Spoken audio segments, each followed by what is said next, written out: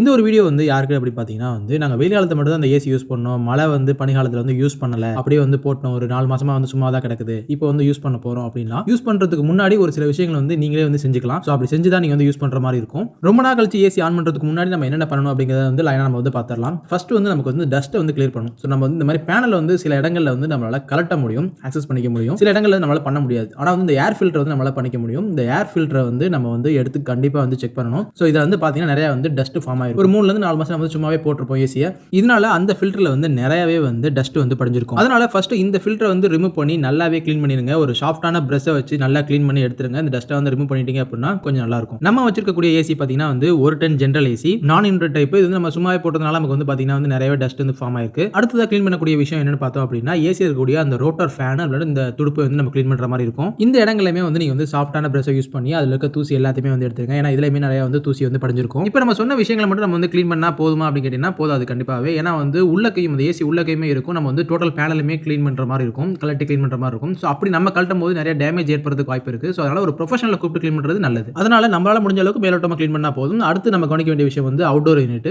Outdoor யூனிட்டை பொறுத்த வரைக்கும் நம்ம வந்து பெருசாக கவனிக்கணும் அவசியம் இல்லை. இந்த மாதிரி இந்த பைப்ஸா இருக்கட்டும், இந்த ஃபோம், இந்த ஒயர் கனெக்ஷன் எல்லாம் கரெக்டாக இருக்கா அப்படின்னு செக் பண்ணிட்டா போதும் ஒரு தடவை. இது எல்லாமே ஒரு தடவை செக் பண்ண பிறகு நமக்கு வந்து ஏசியில இருந்து இண்டோர் யூனிட்ல இருந்து நமக்கு வந்து தண்ணி வந்து வரும். ஸோ இது தண்ணி அவுட்லெட் வரதுக்குனே நமக்கு அவுட்லெட் பைப் வந்து கொடுத்துருப்பாங்க. ஸோ இந்த பைப் வந்து ஒரு முக்கியமான விஷயம், நம்ம கவனிக்க வேண்டிய முக்கியமான விஷயம். ஸோ இதில் வந்து பார்த்தீங்கன்னா ஒரு 3-4 மாசம் வந்து போட்டிருக்கும் போது உள்ள குழவி வந்து கூடு கட்டி வைக்கிறதுக்கு நிறையவே வாய்ப்பு இருக்கு. இதுக்கு தனியாக வீடியோவும் போட்டுருவோம் எப்படி க்ளீன் பண்ணணும் அப்படின்னு. அந்த வீடியோக்கான லிங்க் வந்து டிஸ்கிரிப்ஷன் தரேன், கண்டிப்பாக செக் பண்ணி பாருங்க. ஸோ அவ்வளோதான், நம்ம இண்டோர் யூனிட் அவுட்டோர் யூனிட் எல்லாமே வந்து ஃபிசிக்கலாக செக் பண்ணி செக் பண்ணியாச்சு. நான் எதுவும் மிஸ் பண்ணி தான் மறக்காம கமெண்ட் பாக்ஸ்ல கமெண்ட் பண்ணுங்க. நான் இன்னொரு தடவை குறிப்பிடுறேன், இந்த நமக்கு வாட்டர் வந்து வெளியே வர இந்த பைப்ல வந்து பார்த்தீங்கன்னா கண்டிப்பாக ஏதாச்சும் ஒன்று கூடு கட்டி இருக்கும். ஸோ இதை நம்ம தவிர்க்கிறதுக்கு நம்ம ஏதாச்சும் வந்து கேப் மாதிரியோ இல்லை வந்து வலை மாதிரியோ கட்டி வைக்கலாம். ஸோ அப்படி பண்ணாலுமே வந்து இந்த அடப்பு வந்து ஏற்படுது. நிறைய இடங்கள்ல இது வந்து ஃபால்ட் ஏற்படுது. நமக்கு வந்து உள்ள வந்து இண்டோர் யூனிட்ல தண்ணி வடிகிறதுக்கும் இது வந்து ஒரு முக்கியமான காரணமாக இருக்குது. தண்ணி வடிகிறனால நமக்கு வந்து இன்டர்னல் டேமேஜ் இல்லை போர் டேமேஜ் ஏற்படுறதுக்கும் நிறைய வாய்ப்பு இருக்கு, செலவில் தூரத்துக்கும் வாய்ப்பு இருக்கு. இதெல்லாம் நீங்க பண்ணி முடிச்சு நீங்க ஏசி ஆன் பண்ணீங்க அப்படின்னா பெரும்பாலான ஏசி வந்து ரன் ஆயிரும். நமக்கு வந்து நல்லாவே கூலிங் கிடைக்கும். சப்போஸ் உங்களுக்கு வந்து ரன் ஆகல, கூலிங் கிடைக்கல அப்படின்னா நமக்கு வந்து கேஸ் வந்து அவ்வளவு சீக்கிரம் வந்து தீராது.